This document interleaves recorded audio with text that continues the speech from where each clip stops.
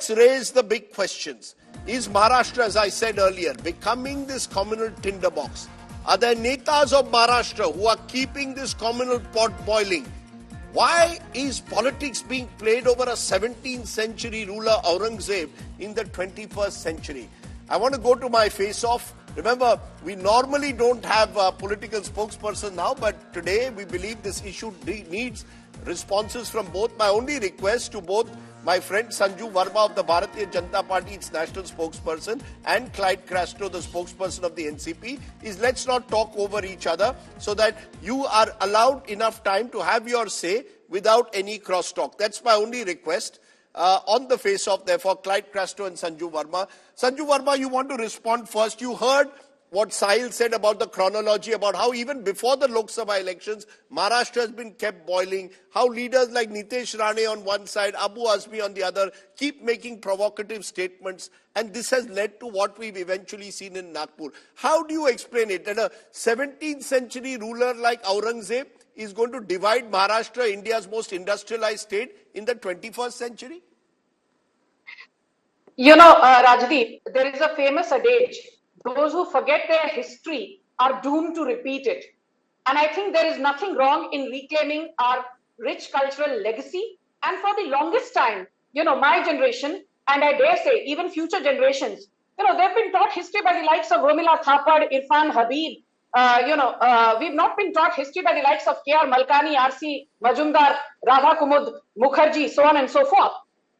Can you imagine, in this day and age, there are people who say, you know, oh, Aurangzeb was a great administrator. You know, Alauddin Khilji was a great warrior. You know, Nadir Shah, Chengiz Khan, Taimur Lane, Mahmud Ghazni, Muhammad Ghori. You know, they were very competent warriors. People forget, be it Alauddin Khilji, Nadir Shah, Chengiz Khan, Taimur Lane, Alauddin Khilji, Aurangzeb, ye sab ke sab.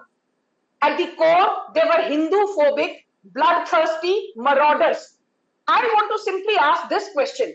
Is this debate about Ayodhya versus Faizabad? Is this debate about Allahabad versus Prayagraj? Because, you know, it's being made out to be, you know, into a debate in... No, 1 minute. One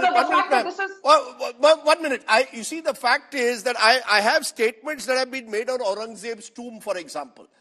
Devendra Fadnavis said on one day will say the tomb must be protected at all costs, it's a government responsibility. On another day he says it is unfortunate that we have to protect this tomb because of ASI. You see, you're getting mixed signals. Look at the kind of remarks that Nitesh Rane has made. My point to you is simply this: is the BJP or its allies trying to stir the communal pot because you want to consolidate your Hindutva vote bank? You know, Rajdeep, I'm coming on your show after a long time. It's great that you're having a political debate. I would also request, as a seasoned anchor, you should not speak over me, because then my chain of thought gets irreparably revoked. And I don't wish to have that happen to me. Yeah, thank you so much.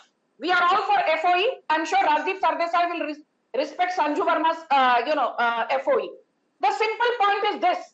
It is not BJP which is stirring the so-called communal cauldron or the communal pot. It is not the VHP, the BJP, the RSS or the Bajrang Dal which have been consistently tarnished, which have been consistently painted with a black brush. You know, Rajdeep, like I said, the problem kahan hai? Problem ye hai that today, even in Russia, you don't have people who will glorify Joseph Stalin. You know, in Cambodia, you don't have people who glorify Pol Pot. In Germany, you never have people who glorify Hitler. In Uganda, you never have people who glorify Idi Amin. In, Italy, you don't have people who glorify Benito Mussolini. But देखिए, हमारा नसीब, या कहो हमारी बदनसीबी, in India, people who glorify Aurangzeb, Alauddin Khilji, Mahmud Ghazni, Muhammad Ghori, ma'am, you see, I know you, I have to ask you, who is glorifying Aurangzeb according to you? The tomb has existed for centuries. How is it suddenly, and it has been existed and it's an ASI protected monument. Now suddenly you all seem to see the tomb as glorifying Aurangzeb. I mean, it seems to me that there is an attempt being made to somehow or the other stir the communal pot. Are you justifying the comments of a Nitesh Rane, for example? You know, Rajdeep, let me make one thing very clear. Nitesh Rane, the tallest leader in Maharashtra today from the BJP is Devendra Fadnavis. The other tall leader is Nitin Gadkari. They have both said, let us maintain peace and harmony. But Devendra Fadnavis की statement को आप तवज्जो नहीं दोगे, नितिन गडकरी की statement को आप तवज्जो नहीं दोगे. Suddenly for you, the chief dramatis personae in this entire case becomes Nitesh Rane. I just want to tell you one thing. Why is it? And this I speak to you as both the national spokesperson of BJP and as a bona fide Indian citizen with no offense to you.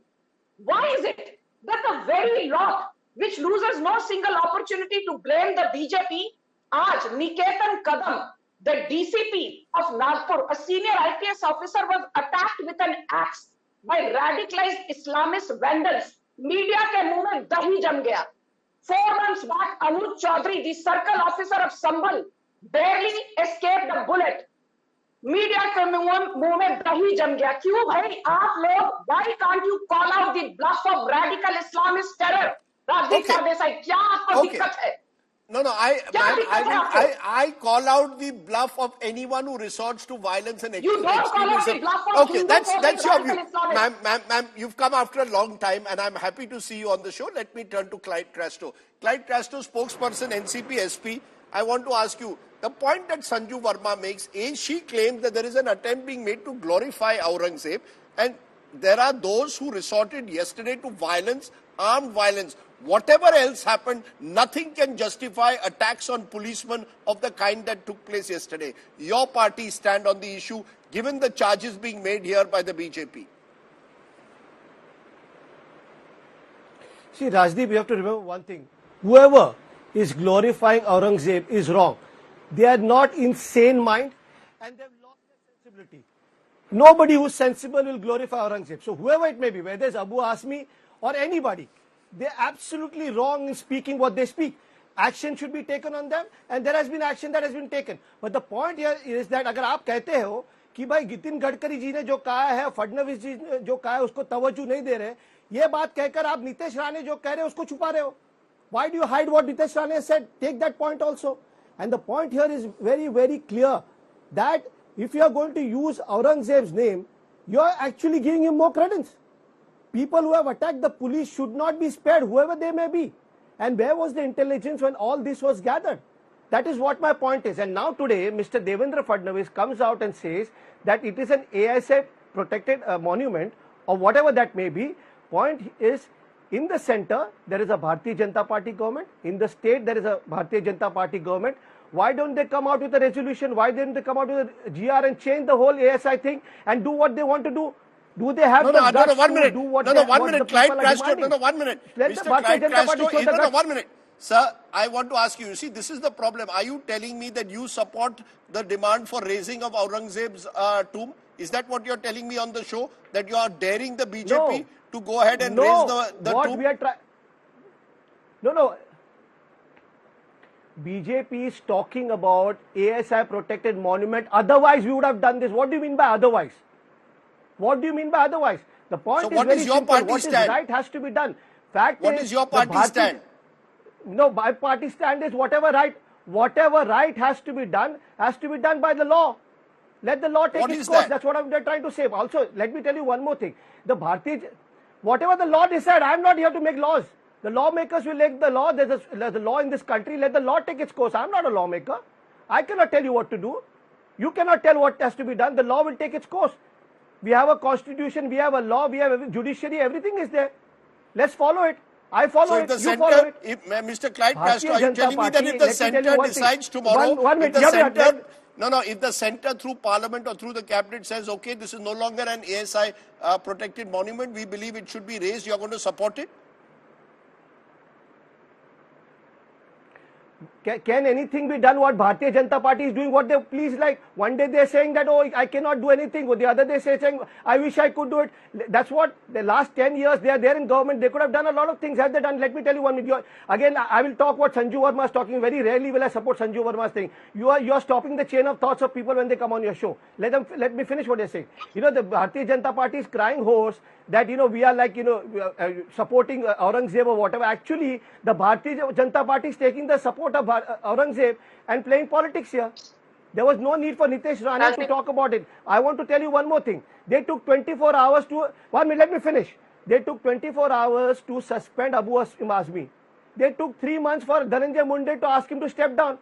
When there was so much talk about him, Valmik Karad, his man, who was involved in the brutal murder of Santosh Deshmukh in Beed, 3 months it took them till everybody brought out, your channel brought out how he was tortured and murdered. Your then time he is up. Step down.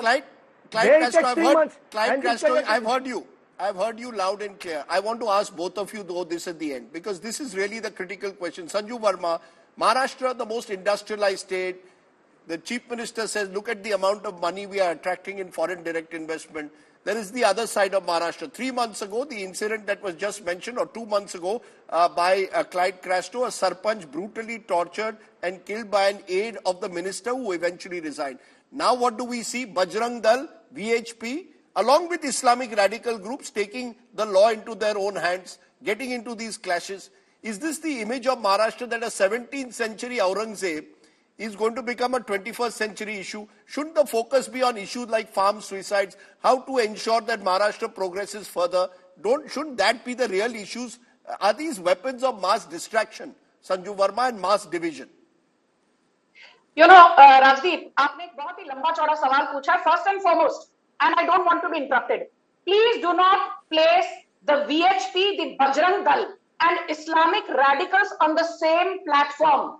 VHP and Bajrang Dal do not say गुस्ताखे रसूल की एक ही सजा sir तन से जुदा and sir तन से जुदा. What Islamic radicals did to a Kanhaiya Lal, to an Umesh Kole, to Prashant Pujari, to Praveen Pujari, to Rupesh Pandya, to Rahul Sharma, to Rahul Rajput, to Kishan Bharwar, to V. Rangalingam, to Dilbar Negi, to Khushi Parihar, to Shraddha Walkar. So the first point is that. Second point is this.